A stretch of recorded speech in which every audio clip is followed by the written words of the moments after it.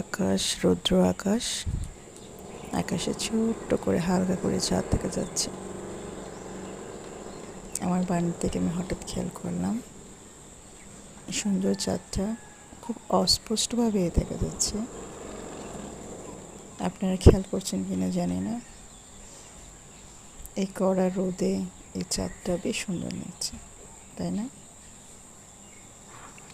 আমার সাথে আপনারা কে কে চাঁদটা দেখছেন আমাকে নিশ্চয়ই জানাবেন কিন্তু।